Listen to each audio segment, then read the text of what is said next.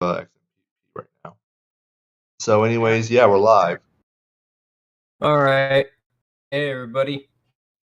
How you guys doing? Long story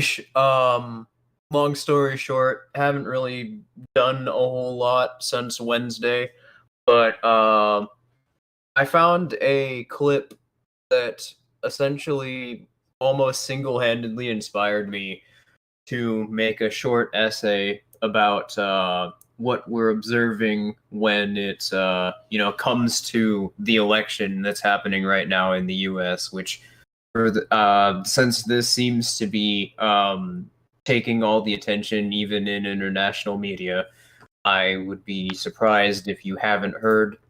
But yeah, something that Heretic was arguing the state would probably do earlier this year, and something I really didn't have a take on it at the time, but I basically saw that what Heretic was saying was most likely going to be the case. The state has staged a quote unquote election fraud scenario, which basically just means that the politicians who are running on the party tickets for the two mainstream parties in the U.S., one or more of them is contesting the outcome of the election. hmm And And what were you gonna say? I'm sorry. I'm just going to remark that this is symptomatic of what we've been observing for quite a long time. I've made the remark several times that uh, everything that the state does is to keep the lights on for another 5 minutes. But this is a bit more interesting in the extent to which this is symptomatic of the end of an empire, where as a civilization, or rather as a state, reaches the end of its life cycle, any sort of mechanism by which the transition from ruler to ruler, either as one dies, one reaches the end of their term, what have you, it starts to become a lot more volatile. You saw this at the end of the original like Mongolian Empire, where after Genghis Khan died, there was a dispute about who his heirs were going to be, and so all of his direct descendants, at least all of his official direct descendants, basically went to war with one another and formed their own miniature khanates. You saw this also with the tail end of the Roman Empire, where there was a civil war every other week, as different senators, emperors, and consuls went to war with each other constantly, using their own personal armies to try to gain the seat of Rome. And of course, you're seeing this now, today, where a previously supposedly peaceful democratic transition from one ruler to the next ruler is quickly being brought up in dispute, which is kind of something that the State Department has actually had a long and inglorious track record in doing to other countries. When they wanted to cause civil unrest in another country, destabilize a country, and bring about the fall of the regime, what they would do is they would create a situation in which there was a contested election, insofar as there actually is election, and thus both sides could easily and effectively go to war with one another on the basis that each that one party was trying to steal the election from another, and it looks like that's what's happening in the United States. And I Oh tell people yeah. in real life that, yeah, I was just telling people both online and IRL that this is major watch the other hand moment. For those of you who aren't aware what that term means, it refers to how the state will typically either use or manufacture some other crisis to keep everyone's attention away from something else that they are currently doing. So, for example, they use the coronavirus scamdemic as a way to distract people from the kind of money printing and just economic control and consolidation that they were trying to use to smokescreen the failing economy. And I can imagine And that. how So, go ahead. the scamdemic itself the legal lockdown was used to mask the fact that the banking area of the political economy is falling apart at the seams.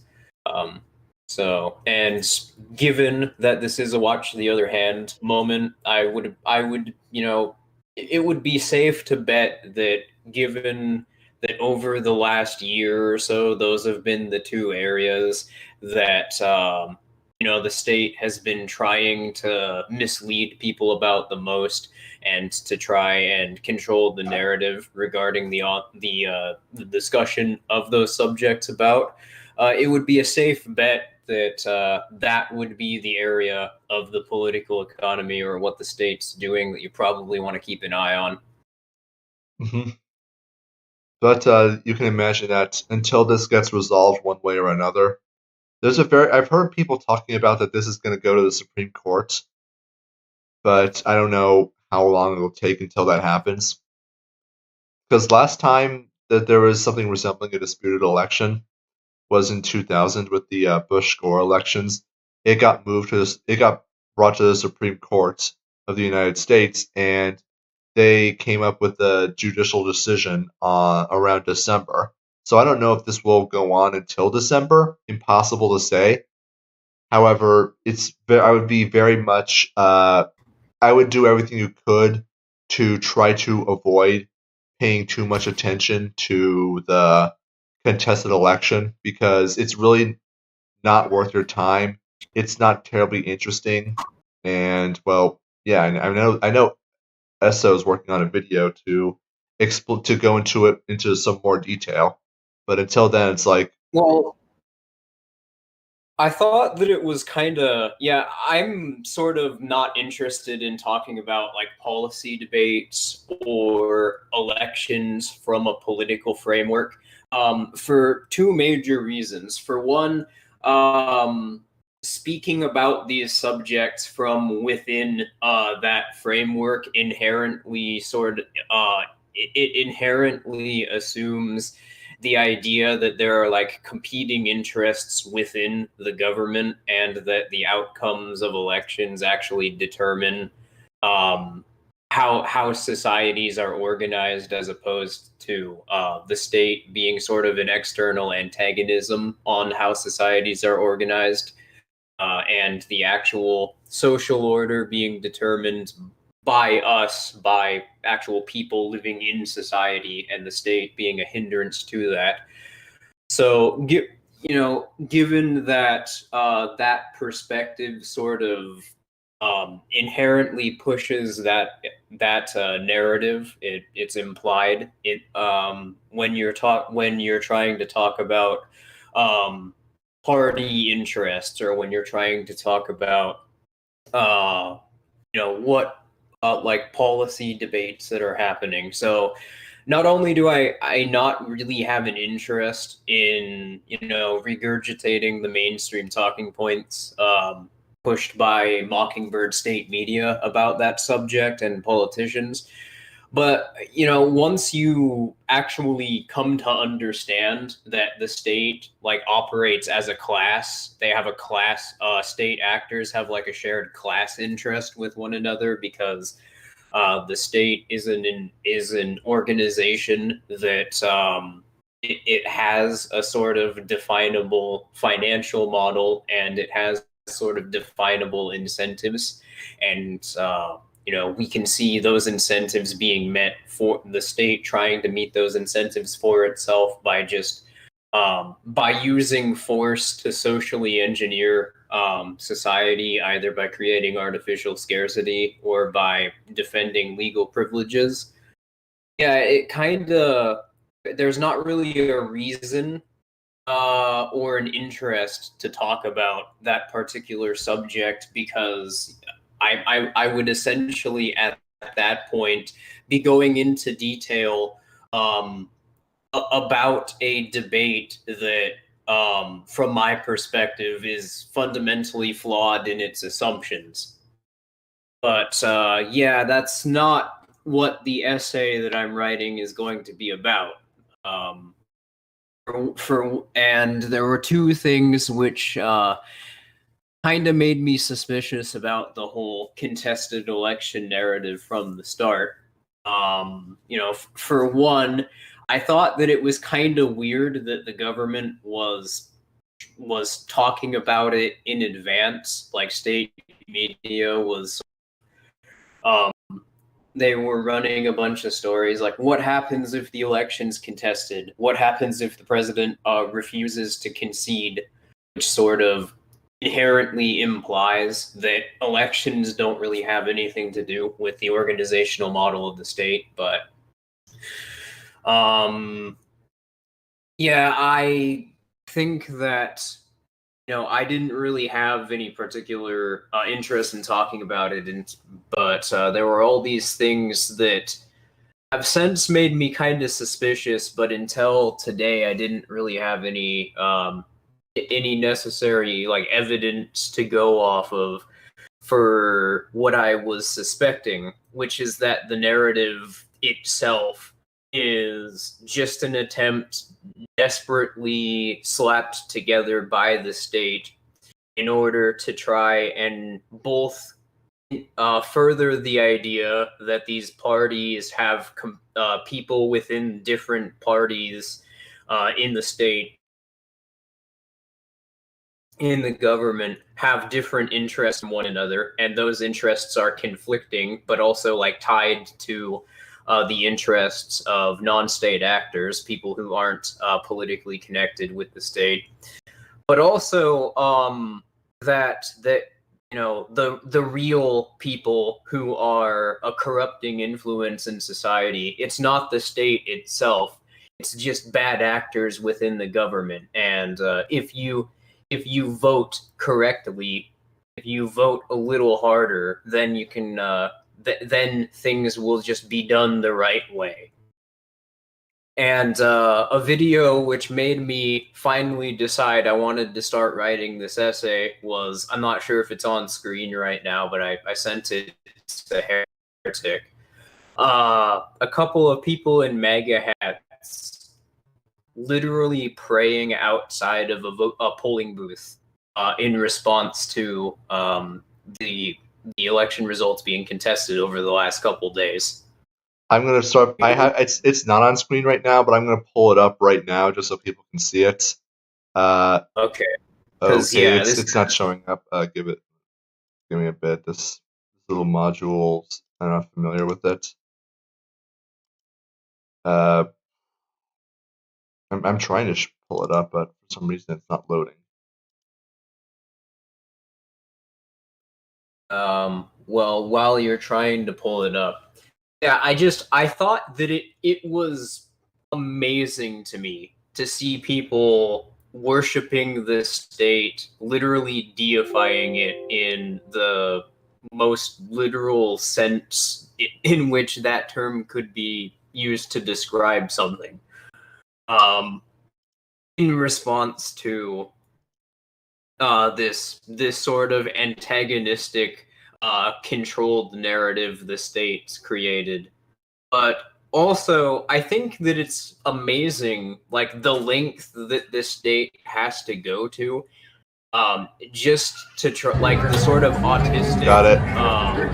All right, it's showing on screen right now. Yep. But yeah, it also amazes me the sort of like turbo autist bullshit the state has to like throw itself through, in its gay ops, just to try and manipulate people into being invested in elections or what the state's doing policy-wise. Like that's what truly amazes me. Like 4chan would have a difficult time coming up with something that autistic. And in many ways, what I was just describing, what the state appears to be doing, in many ways, that's sort of counterproductive, but that's sort of something we've been talking about in the last couple of streams, how the state's ability to function has been stretched so thin that we're starting to see contradicting tendencies in what it has to do in order to try and sustain the political economy. Well, they were always there. It's just that because the state is stretched so thin now in terms of what it actually can do to not totally collapse, that we're sort of seeing the contradictions on full display. Mm-hmm. And this is people are asking what the hell is this on screen? Well, I mean, you described it already. It's a bunch of Trump supporters, you can tell because of the MAGA hats. They're on their knees giving supplications and prayers to the voting booth, praying that their votes will be counted. And although you can't hear it, I don't know why it's not playing the audio, but it's not really important right now. I mean, what you're seeing is pretty clear enough. In fact, I don't even think the original video has audio. But you can tell very clearly that these people are praying to the state that their holy votes will be counted, and that their voice will be heard by the almighty state. I mean, the first video I made, the first lines of my first video were statism is a religion, and this is clearly demonstrable of that.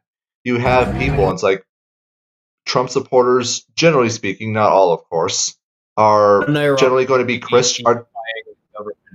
Are generally going Trump supporters, generally speaking, not all obviously, but they're usually going to be Christian. And the first commandment in the Old Testament was, "I am the Lord your God. You shall have no other gods before me." And even the Protestant version of the Ten Commandments has a specific part about, or specifically about, you shall bear no false idols. And here you can see some Trump supporters who are most likely Christians engaging in literal idolatry, because this is what happens when you put your faith in the state rather than your faith in God, or even just faith in logic and reason. You end up with crap like this, where people are literally praying to polling booths as though there's some like holy relics of, or like some like holy site of some kind. It's hard to really put it to words, but it's just. And no, Grambo, I'm pretty sure they're not going to be speaking in tongues just yet. I mean, can you imagine what that would be like? Just one of these people start praying to a polling booth, and then all of a sudden they are infused with the power of the Holy State, and they just start speaking in tongues. As it turns out, it's just the U.S. tax code, but in ancient Babylonian. Just what I was going to say is this is not actually anything new, and it doesn't surprise me at all that the state going out of its way to try and make people feel as antagonized as possible within the sort of party dynamics that they've manufactured. The old making people identify with parties, telling them that that's the only way that they could have their interests met, and then having those parties clash with each other, and literally brainwashing people into thinking that these politicians otherwise just glorified living advertisements for certain aspects of the state. Just brainwashing people into literally putting their entire sense of identity or how they inform their interests behind the types of threats that these people issue against them. It's when you really deconstruct the political mentality, it's fucking mental. There's not a religion on earth that's crazier than statism. But just what I was going to say is this is actually not something new by any means. In fact, it's been noted by a lot of libertarian critics of political authority that political authority inherently presupposes supernatural positions. It ascribes them to the state. Things that are not possible by observing them from their perspective. In any other means within social organization, there are only there are certain things that only the state can do. There are only like certain things the state could produce. There are only certain I mean, to an extent, that's true. You can only really have systemic coercion, for instance, if the state is around. But you know, a lot of statists will argue you can't have social order without a state, or you can't have roads without a state. You'll have But you'll have to any an, number you'll have an to an infinite extent, number of examples of commodities that wouldn't exist without the state. And more often than not, this is where but what about the roads? What about the schools? What about the military? What about this? What about that? That's where all those arguments come from. yeah, Because that's idolatry because it assumes that the state has, by what their own admission would be, supernatural abilities. It's they're the ones who are arguing that, not us. They literally think that they don't really have any sort of explanation why only the state would be able to. Um, or like what necessarily would make the state different, but from their perspective, there are just things that only the state would be able to do. That's religious thinking. mhm. Now, I think we should get onto the video now because we spent like 20 minutes delaying the Yeah, sure. inevitable. So this is from CNBC of all places, which is recently getting into some hot water simply because, like, I don't know if you saw, I don't know it's not terribly important, but I just thought it's amusing that Donald Trump is doing a press conference on national TV and CNBC cuts it off for no reason, simply because the anchor says that everything that Trump is saying is not true, which is probably accurate. However, it's also kind of hilarious. But anyways, yeah, this is about. You can see the title on the screen: Why printing trillions of dollars may not cause inflation. I mean, just from the offset, the Austrians have observed that inflation is not prices increasing as a result of money printing, it's the money printing itself. Inflation is the supply of money increasing. So, by definition, printing trillions of dollars, whether or not that affects prices at all, is inflation.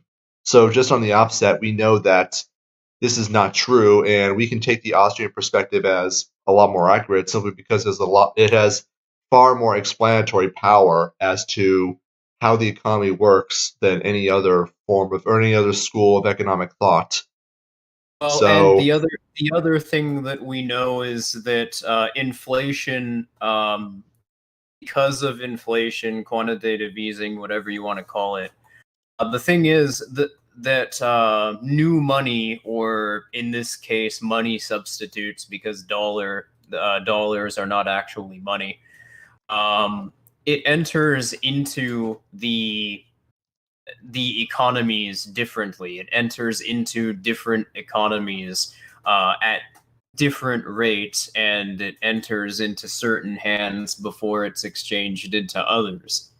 And that's an important thing to note, because that's where a lot of that's where basically every school in the positivist types of econ go wrong. They don't recognize that, and as a result, they don't really understand how destructive inflation is. They, at the very most, they have sort of like a weird reverse Keynesian argument against it in the case of the monetarists, but they can't acknowledge, because they're not able to actually understand that like economies are not things prescribed by the state or some other proprietary institution, but that these are actually communities emergent in society.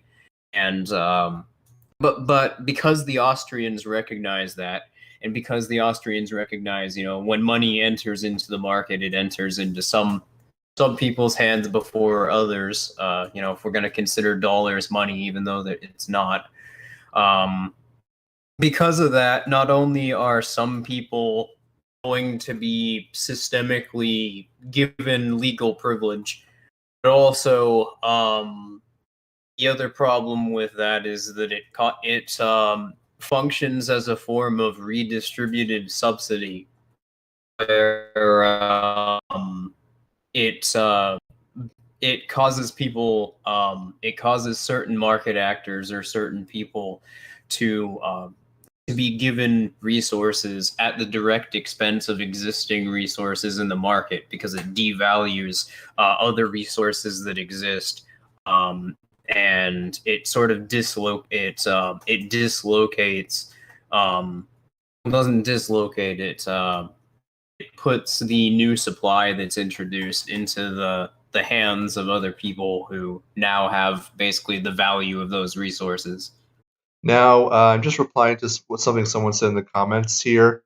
Do they think money grows on trees? Well, for certain market actors, yes, money does grow on trees. Not literally, of course, but if you're a bank or if you have the favor of the Federal Reserve, then you're going to be receiving that money at a time before the dollars are devalued. So having that infusion of basically free money before the value of the dollar does collapse is going to give you a tremendous economic advantage. So yes, for them, money does actually grow on trees. But anyways, I think we should get started with the video soon. Yeah, sure. All right, we're not going to be able to get through it since this is going to be a short stream, and this is 10 minutes long. So anyways, let's see how far we can get through it. Central banks around the world have injected money into the economy at a record pace to try to fight a global recession triggered by the coronavirus pandemic. Just getting word from the Federal Reserve. No. Yeah, we were just talking about that in the beginning of the stream, actually. That doesn't...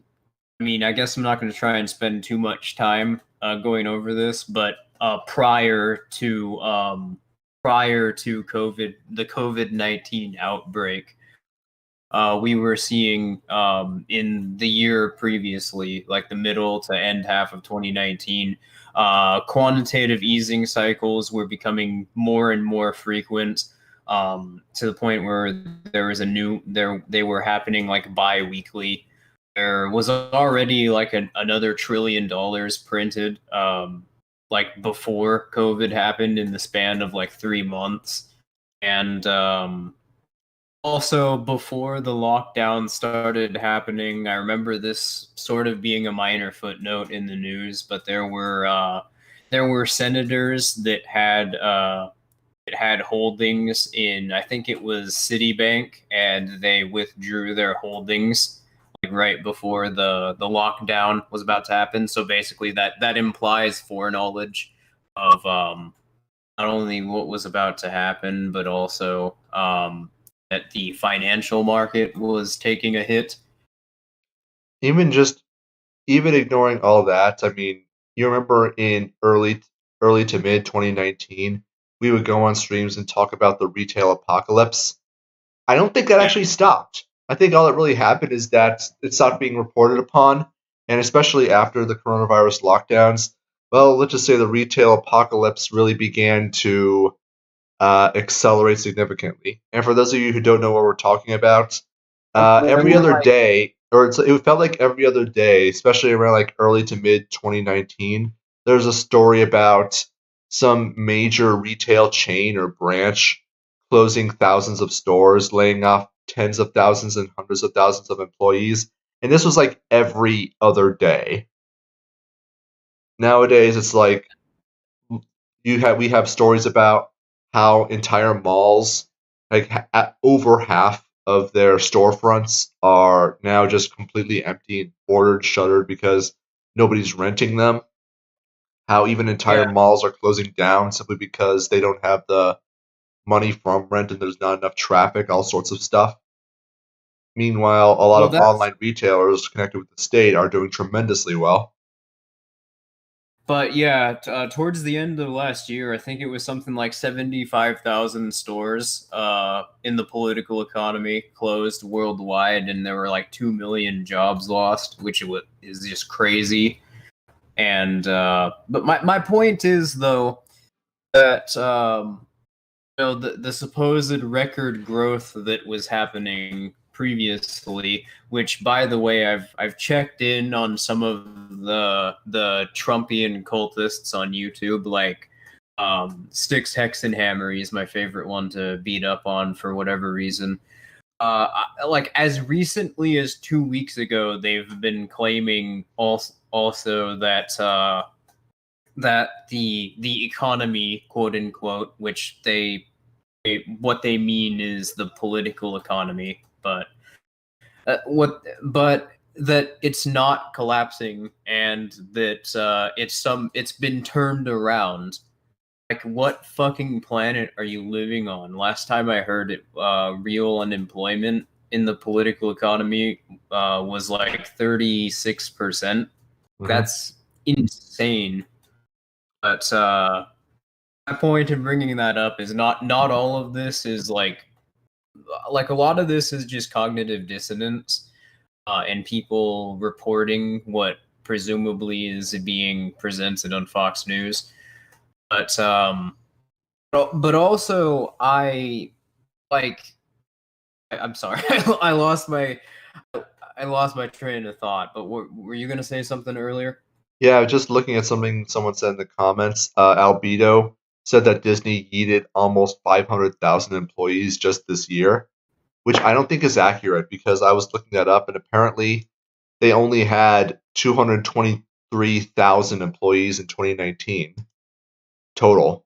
So I don't know where he got that number. Albedo, if you could provide a source for that, that'd be interesting. But yeah, I actually did see a source about how Disney this is from September 29, 2020 from CNBC. Disney to lay off 28,000 employees as coronavirus blah blah blah blah blah. So yeah, I mean we know that Disney has been bleeding money for a long time. There was also that story. There was also that story in December of 2019 that I remember because we were talking about it for like a week or so, that 97% of all reported financial returns by Fortune 500 to Fortune 1000 companies in the political economy were not being they weren't taking into consideration GAAP accounting standards. So things like net revenue or I can't recall all of them off the top of my head right now, but basically like all of the things that most people would consider, like I don't think the GAAP standard of accounting is something that's enforced by the state. I think that's just kind of like that's to give an accurate impression of your financial returns. I've like gray market vendors use it, but yeah, like 97% of all their reported returns weren't like 97% of them, I mean, was not those corporations didn't use GAAP standards of accounting. So basically they faked their financial returns. Mm-hmm. And also with stuff like that, we for years now, it would be easy to note that the political economy has basically been in a zombie state, and this can be seen more prominently in other parts of the world that were formerly at the top of the cartels, like the World Trade Organization or the IMF, like Japan, for instance. Some of them are like further along than the U.S. is in terms of being their political economy being a zombie economy. But my point is, the coronavirus absolutely was not the cause of this. This is essentially what Austrians have been saying was going to happen since 2008. and everyone whose opinion actually matters have been saying since 2008 about the QE cycle, quote unquote, ending that recession. That all it did was inflate another bubble, and that this bubble, since it sort of pertained to every single market, was going to cause something akin to another Great Depression, because there was going to be dislocation in literally every industry. That's what Austrians have been saying since 2008. Now it happened, and of course the state's shifting the goalpost. They manufactured something to sort of create the impression that it had nothing to do with central banking. You keep everyone distracted with some other big scary thing. People aren't even going to notice that their ability to actually make their own living is adversely affected, especially if you create some other form of artificial scarcity or some other source of artificial scarcity, namely the coronavirus scamdemic. You can get people to justify to themselves their own increasing poverty as, oh, this is just because of the lockdowns or just because of the coronavirus, not at all because of anything the state actually does. And of course, you can see even more of the accounting shenanigans going on, using Disney as your example once again, in that when they lay off 28,000 employees, what I think I mentioned this in streams in the past, but what layoffs do is they create an impression to investors in the stock market that there's downsizing going on, that they're laying off, that they're trimming the fat in their own corporate organizations, bureaucracies, and hierarchies, and thus they're going to become more efficient. This causes their stock market to rise, the stock market value to rise, and thus it would encourage investors to throw money at them some more. So this is basically just them trying to squeeze more money out of investors. It's a temporary measure, but it does what the state wants to do, and that is to keep the lights on for another 5 minutes. But for sure, Disney as an organization is bleeding rapidly, and they are screwed because, well, their entire organization relies on business models that only make sense for an industrial model of organization, which unfortunately is just not going to work anymore. Well, I shouldn't say unfortunately. In fact, this is a very good thing. But I don't know if you have anything else to add, but we should probably continue watching. Yeah, I was going to say that another thing that the lockdown did was, conveniently, it controls the amount of the supply of money that enters into the political market, because it sort of it shuts down a lot of stores and makes it so they can only operate a certain way. And after 22% of all dollars that have been that are in circulation as of right now were printed this year alone, because of how fast the money printer has been burned. Yeah, it's very, very fucking convenient that this lockdown happens just right around that time. But hey, that's another example of a contradiction in the incentives that the state tries to manufacture to create a political economy. In order to keep the cartel on finance, the state has to constantly create more greater supply of money and push that into the market in order to sort of prescribe rates of interest, or as a way of prescribing rates of interest. But because they do that, they also have to shut everything down and make it so literally more things can't be more things are gonna go misallocated, and as a result, that's just going to make their situation from their perspective even worse, because now there's even fewer resources for present in the political economy for people to invest around. So I would consider that a contradiction, but that's sort of that's the problem when you try to treat economic activity as though you can prescribe it. You run into issues like this. All right. Anyways, continuing. Announcement from the Federal Reserve. It is an absolutely historic week, both in terms of the speed of Fed purchases and, of course, the magnitude. Since mid-March, the Federal Reserve's balance sheet has ballooned from $4 trillion to around $7 trillion, equal to about 1/3 of the value of the entire American economy. A new CNBC survey showing that market participants expecting trillions more in stimulus from both the central bank and Congress. At the same time, governments have enacted record amounts of fiscal stimulus to boost economies stalled by the pandemic. The infusion of cash into the financial system has renewed concerns that inflation could surge. As Milton Friedman said, inflation is always and everywhere a monetary phenomenon. If you believe that, you look at the central bank balance sheets exploding right now. Yeah, this is why there's going to be inflation. This is why monetarists are retarded.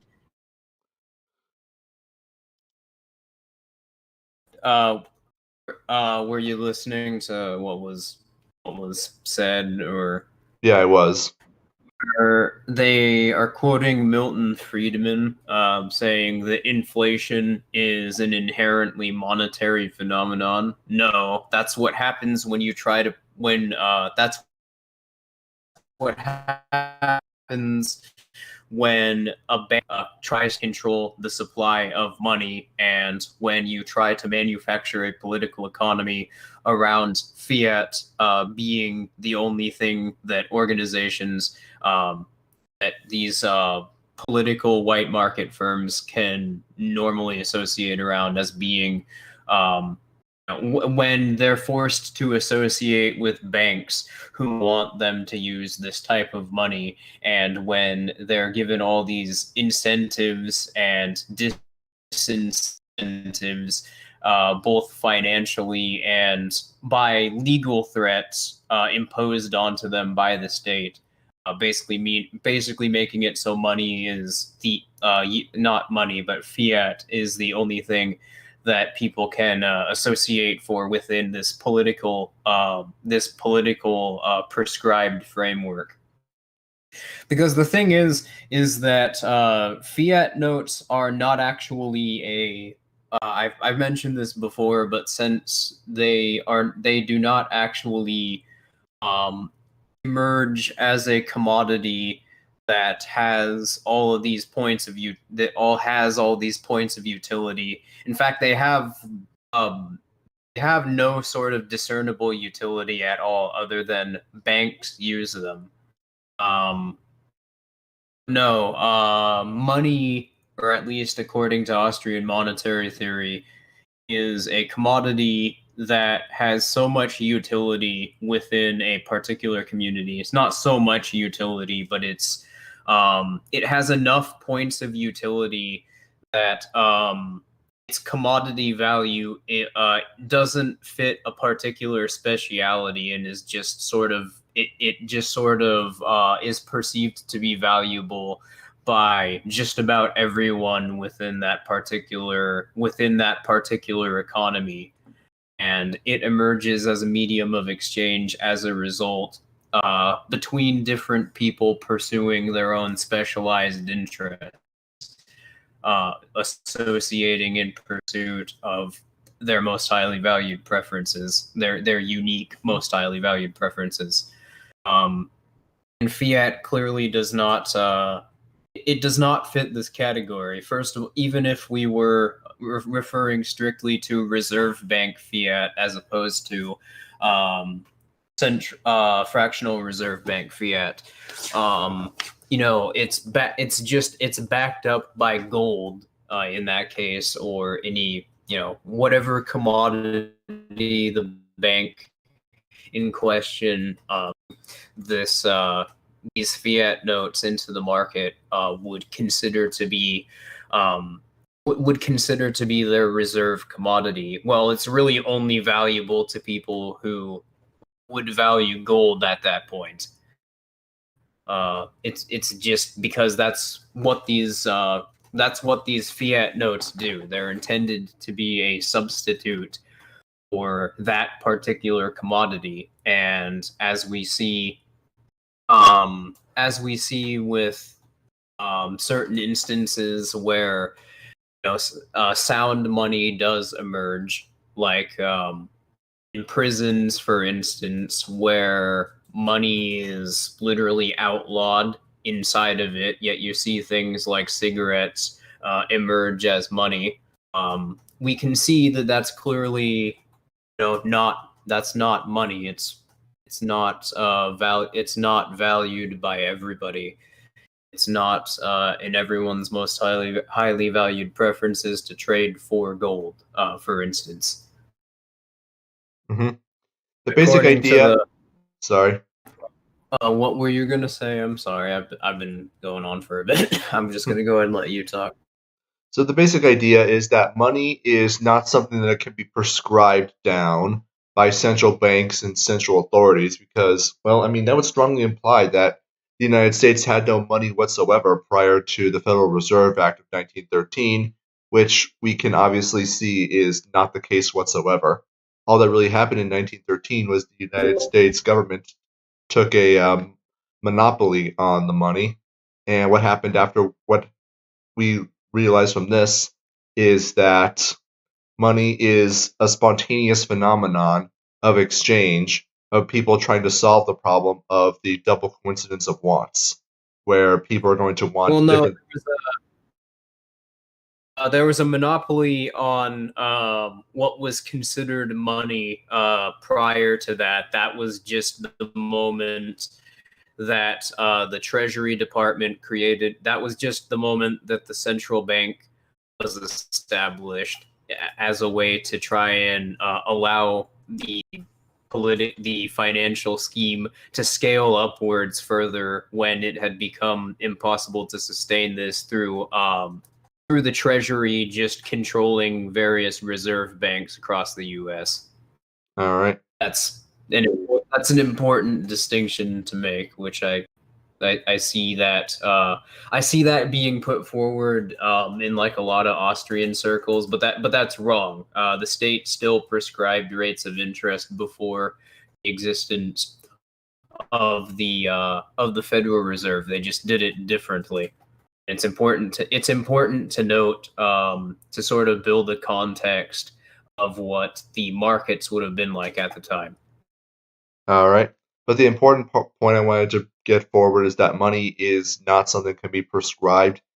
It's a spontaneous phenomenon of economic interactions that occur between people. And throughout history, you're going to see a crap ton of different forms of money being exchanged throughout all of history. Sand dollars, they're called sand dollars because at one point Native American tribes did actually use them as currency. Nails, salt, tobacco leaves, all of those and more have been used as money. And as you can imagine, as time goes on, additional forms of money are going to come about. Esso gave the example of cigarettes earlier. Who's to say that can't be money? And theoretically, anything can be money. However, not everything is always going to have the kind of properties you would want in a commodity that makes it useful or that gives it useful exchange value, namely portability, divisibility, that sort of stuff. Yeah, that only becomes money in that situation because it's something that's valued by everybody in that sort of isolated economy.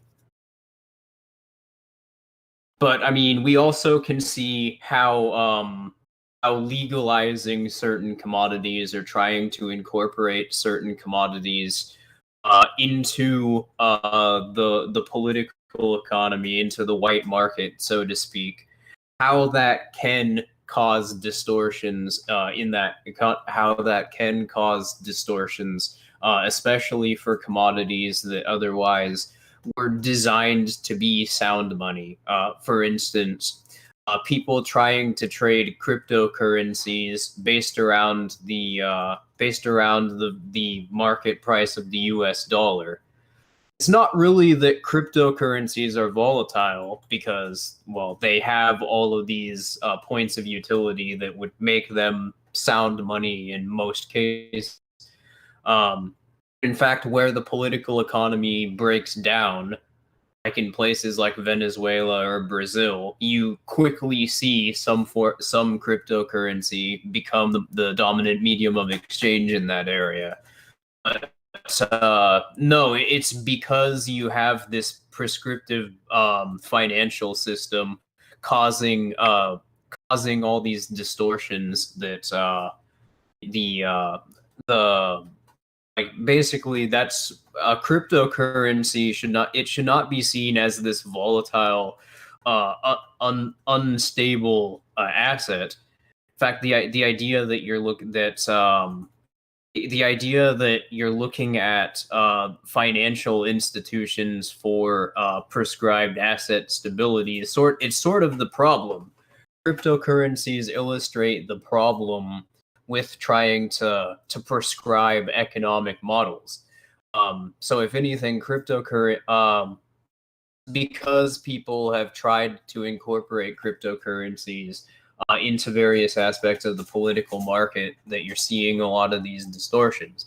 In short, cryptocurrency is not actually unstable. That's just what the political economy really looks like when you have an asset that its supply can't be controlled or manipulated by the proprietors who are by the cartels and proprietors who are attempting to try and create incentives around it. Mm-hmm. But anyways, I'm just going to hit continue here. Have driven up prices for some goods over the past few months. Yet recent history suggests inflation is more likely to stay low for a long time, as unemployment remains near record high levels and consumer spending is subdued. While there certainly is quite a lot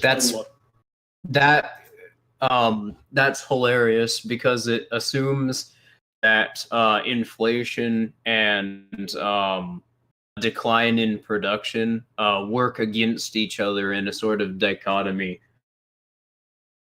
Like where if you have high unemployment or you have production or you have less production occurring, then you can't have inflation. That's just factually wrong. And just look up something called stagflation. In fact, we have stagflation right now. And we had stagflation in various recessions or depressions. By we, I mean we've been able to observe it in several instances throughout just the last 50 years of history. Why the last 50 years? Because the concept wasn't really... It was first formulated by Hayek, I think, and by around like the mid to late 60s.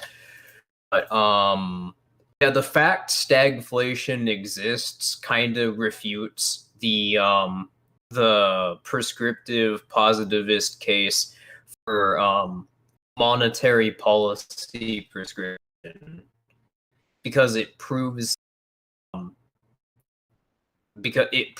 fundamentally, the only way that these sort of prescriptive models can work is if they assume that inflation is balanced out by production, and production is that balanced out by inflation, vice versa.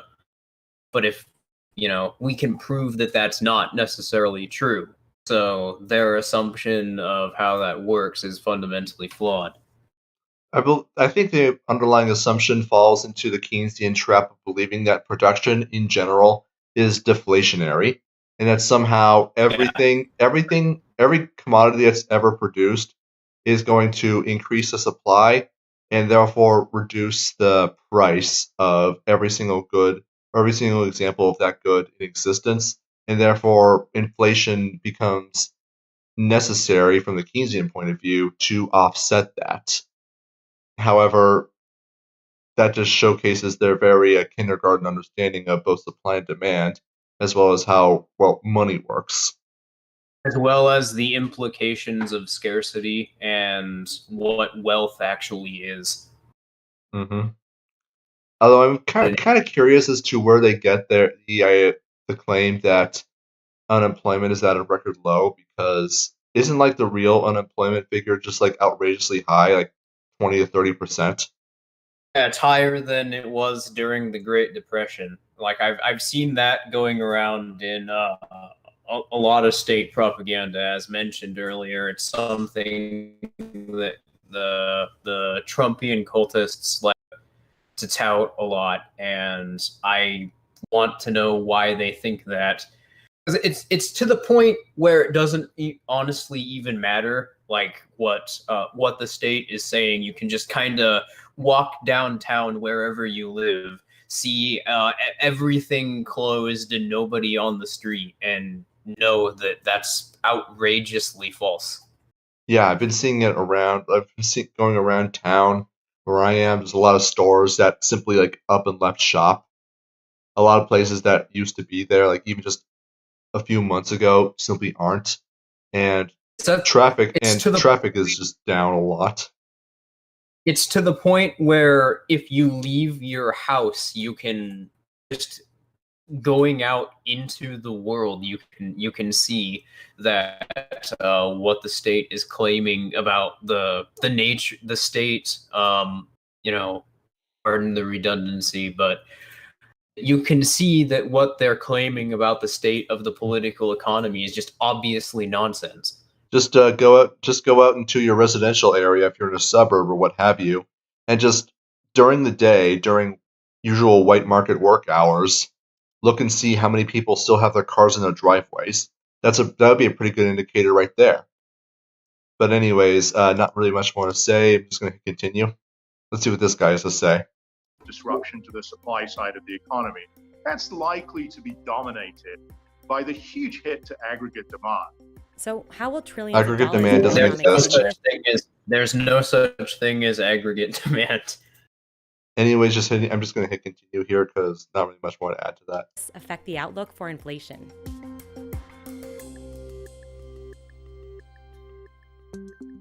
Inflation refers to an increase in the prices of goods or services over time. One well-known measure of inflation in the U.S. We were talking about this very early on in the stream, that the inflation refers to increasing the supply of money, not just the increase in prices. So considering that, and we've talked about this on previous streams, that 22% of the world monetary supply of dollars has been or 22% of dollars in the world has been created in just 2020, that we know that we have rather significant inflation already. It's just a question of how soon until they hit prices, which we already know that the demand for dollars is kept artificially high due to petrodollar recycling.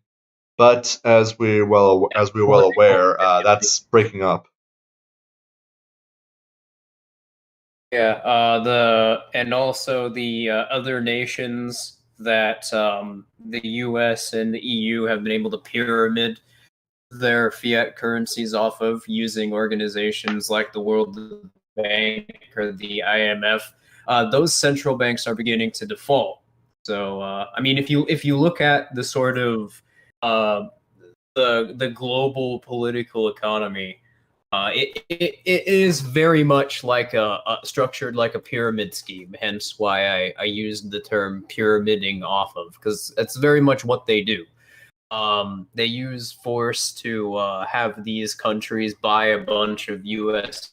dollars or euros, and then use base their own off of the like they supply their own fiat currencies, and they trade. And the ones that have reserve banks or FRB, they have to buy a bunch of dollars or euros in order to trade those. Either they'll be embargoed if they don't. In some cases, the government, the U.S. particularly, will go in and bring democracy to the area, like we saw with Libya and Muammar Gaddafi, or what they've been trying to do with Syria since like mid 2015, I think. Yeah. Anyways, just going to continue some more. Consumer Price Index, or CPI. The CPI is about the prices that we pay for services and goods and housing and rent. I mean, do we have to go into all the examples as to why consumer price index is unbelievably flawed? I mean, it would help All right, for so sure. But yeah, I've been planning on making a video about the CPI for a while. I was gonna mention it in my video criticizing the economic freedom indexes because all of them are either heavily based on CPI or use some unit of measurement that is based on CPI. But yeah, you can go ahead. So it's very tough to know where to begin because CPI does strongly imply that there is some kind of objective value to the goods and services available in an economy, and that's what it's attempting to measure, which has a lot of problems. First off, the problem with objective value, and secondly, the problem that you develop with trying to the way the consumer price index works is it measures the price of a certain basket of goods. Of course, what those basket of goods are is completely arbitrarily defined, and not to mention that it operates under the assumption that the prices for absolutely everything all rise and fall at exactly the same rate, or at least a similar enough rate that there's no real difference. So you end up with a problem where the consumer price index, well, the basket of goods that they use, from last I heard, it's fairly outdated, involving technologies that are either so ridiculously cheap now that people just you can easily just get them, and they have it's just and not to mention like all sorts of goods that people don't even want anymore.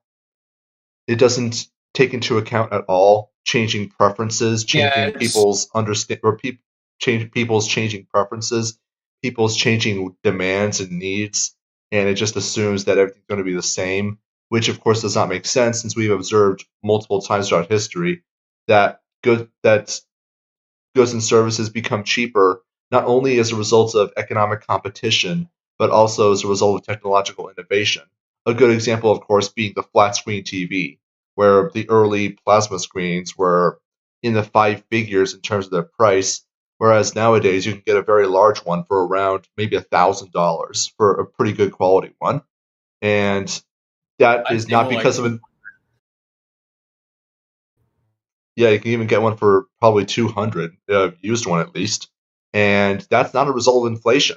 That's just a result of technology getting better. So the consumer price index is not terribly useful, as it just assumes that all goods and services not only have an of objective value, but that those values remain static.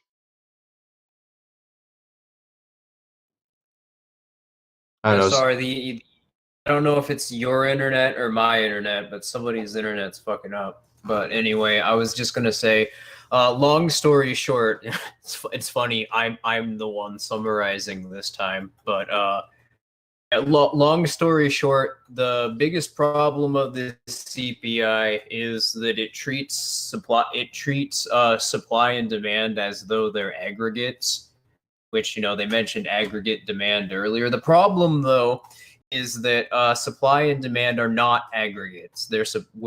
Supply and demand are supposed to be observations of individual preferences in whatever economies that we're referring to, and why that's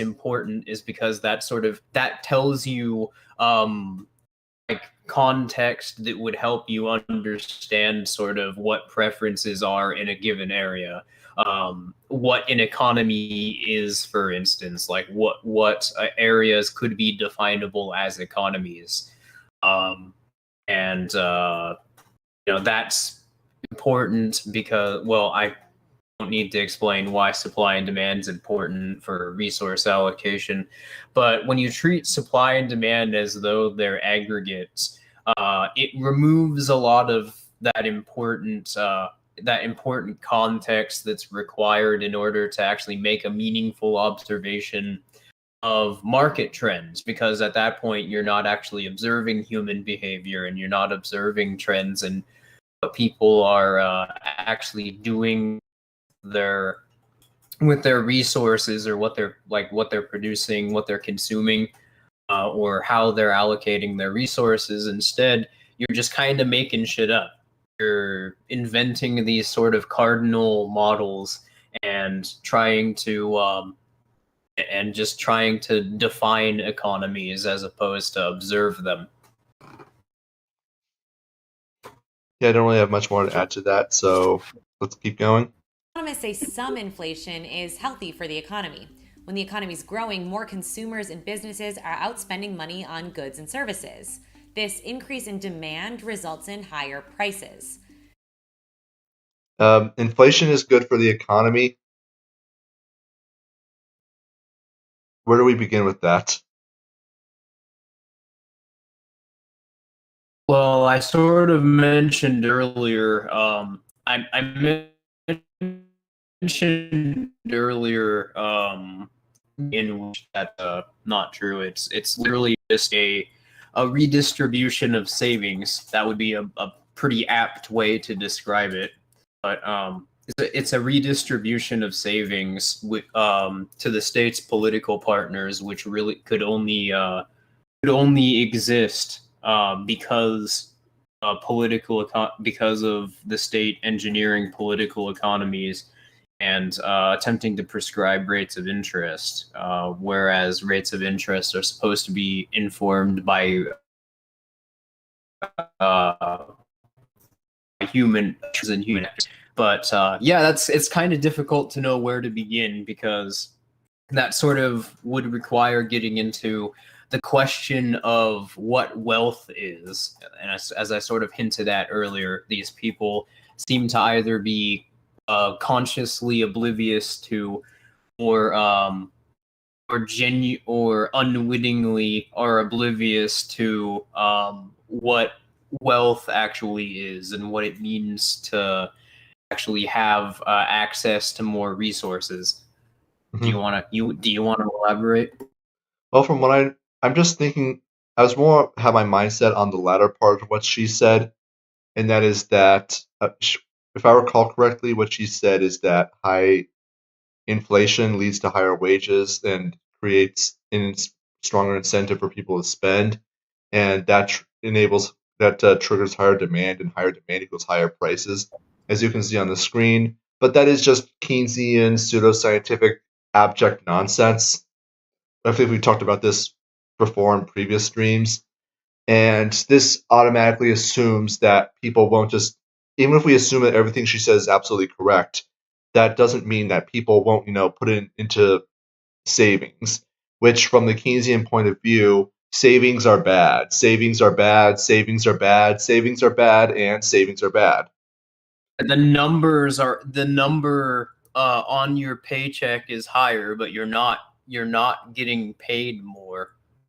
Your real wages. Yeah, I'm just going to say that your real wages, that is to say, your ability to actually make money for your lifestyle, is actually going to, at best, remain static. Or when higher prices go up, it means that your actual wages may go up, but the cost of living is going to increase significantly as well. So in a way, your real wages actually did go down. And the reason for this is because, as noted earlier, what inflation actually represents is not more resources coming into existence, because the only way that more wealth coming into existence, because the only way more wealth could come into existence is for more people to have their most highly valued preferences met. And that's not necessarily something that can be measured in a material sense. For instance, being able to produce more for less input, and so production becoming less capital intense. That means more people are able to produce, for instance, and are able to trade. And because all resources are being allocated elsewhere, more people are able to other resources and are able to invest in others with their resources. So, yeah, when you have all of this new supply being created and it's only going into the hands of certain political partners, I don't know. I guess their wealth might be increasing, but that's not because of that. That's not because there's more wealth overall. That's a political privilege that's granted to a certain class of people in society. Mm-hmm. And the problem I've always had with Keynesianism, even before I really understood it, is that a lot of their ideas and premises come off as very arbitrary, where they say like inflation is good, but not too much inflation. And I'm just like, Yeah. why? Why isn't maximum inflation just have a 200 quintillion% inflation rate? Why isn't that a good thing for the economy? Because if your equation of higher inflation equals higher wages equals higher demand equals higher prices equals more prosperity, then why wouldn't a ridiculous level of hyperinflation be a good thing for the economy? Similarly, you see a similar thing with the multiplier effect, where every time the government spends money, it's going to be 2 times, 3 times, or 4 times more efficient use of those resources, which begs the question: why would if it's better for the economy for the government to be spending money, why would the government allow any private sector activity to occur whatsoever? Since you should just have a centrally planned command economy where where government and government bureaucrats control every resource ever, and that would therefore result in prosperity. That's why human actors, the actual people associating in the market, are supposed to be the ones that set the rate of interest and set the supply, set the scale on which we're deciding what an economy is, etc. Because when you try to prescribe these things, I know I've said that a couple of times now, but this is a problem that you run into when you try and use like these cardinal models for measuring economic activity. You run into the problem of what's the proper way, like what's the proper time frame to measure, what's the proper scale to measure, and why are these things true? Mm-hmm. Those are things which can't be answered by anybody other than the Austrians. Even monetarists do this. Like I personally don't know why. At least Shane, for instance, I've spoken with Shane. He seems to see monetarists as being like somehow better than the Keynesians, but honestly, they're just Keynesians. But they like are autistically obsessed with supply, as opposed to being autistically obsessed with trying to find inventive ways to manipulate demand or to represent demand on graphs. Monetarists are the same thing, just with supply. Yeah, they're basically supply side Keynesians, not really much to say. In a way, they're kind of anti-Keynesians when the more accurate way to understand the economy needs to reject the Keynesian framework altogether. They're much like two sides of the same coin when we want to jettison the coin, in much the same way that Hoppians are anti-Marxists when we don't want a framework of Marxism whatsoever. So anyways, just gonna hit continue here, and this will probably be the last segment before I gotta go. All right. Demand is an important factor in the outlook for inflation. Generally, when unemployment is high and consumer demand is weak, inflation is low. Another factor that affects inflation is commodity prices. If oil Yeah. Oh, I was thinking about commenting on that last section, bringing up stagflation again, but I'd mentioned that. So Yeah, I'm just gonna move on a bit more here.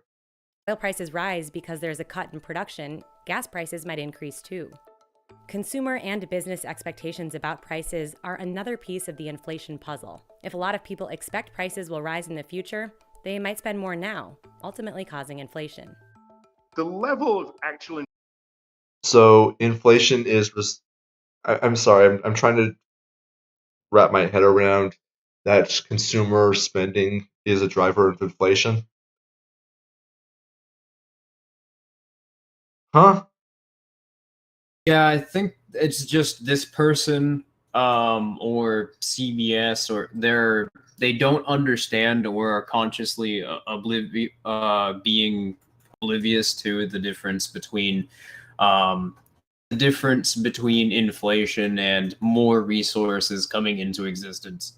I think I'm starting to get where they're coming from, and that is Like they began this segment by saying that inflation is just when prices go up, and so they're kind of thinking that a sudden influx in demand causing prices to go up. Like for example, prices going up in graphics cards when crypto miners started using them. That would be considered a result of inflation, which doesn't make any sense no matter which way you try to square it. No. Yeah, inflation happens because more supply has just been arbitrarily dumped into the market. Whereas that's just an example of things, their market prices adjusting because more human action is occurring, or human action is occurring differently in those markets. Mm-hmm. Don't really know if there's much more to. Don't know if there's much more to say about it, but we can probably see where this is going. Sure, why not? But I do gotta get going now. So unfortunately, we gotta cut this short. Can we read the chat really quickly? See what people are saying in the chat. Sure. Bad name Wolfie says monetarists are just Keynesians, but with the opposite sign. Yeah, pretty much. They're just as we said earlier, supplies. They're just supply side Keynesians. As another way that a fun way that Kong can put it, that monetarists are efficiency experts for the state. Mm-hmm. Although, as I've argued, that's not strictly true. In some cases, that can just be. I guess it depends on what you mean by efficiency, but it's always to incorporate more resources into the political economy and give political actors more control and leverage over how people non-political actors use their resources, how people who aren't really in any positions of influence in the state. So just, I guess, average people, for lack of a better way of putting it, how they use their resources and what their resources market prices are. Mm-hmm. And I love how they try to aggregate consumer spending as though it's all the same thing. And you end up with the problem of the broken window fallacy. I'm sure everyone here is at least passingly familiar with it. Yeah. Aggregate demand is, it's sort of like I forgot the name of them off the top of my head. I want to say indifference curves. Basically, that model that neoclassicals came up with, where as a way to try and band-aid their sort of prescriptive approach to to economic theory in the face of marginal utility first being formulated, they created this like cardinal way of measuring utility, where they treat utility as though it's like as though it's something that can be measured materially on a graph. That any sort of supply or demand model comes off the same way to me, where they're just sort of like they're trying to change the rules to get around their methodology being contradicted. Mm-hmm. And I see As Blue Shark 50 is sorry, but I'm kind of having to rush things a little bit. He's asking how to buy commodities in the counter economy. Well, what you want to do is find your local agoras, which are going to be flea markets, farmers markets. Those are usually the terms you're going to want to look for. And Craigslist is also a good source if you're looking for a place on the internet. However, you'll have to make any arrangements with the particular vendor. But yeah, anyways, I actually do gotta get going now. Okay. I wish we had more time to do this because, I think this is probably my favorite part of our streams. Just like talking. Mm-hmm. Anyways, yeah. Yeah. All right. I guess. So yeah, thanks for stopping by, and we'll see you on Tuesday or Wednesday.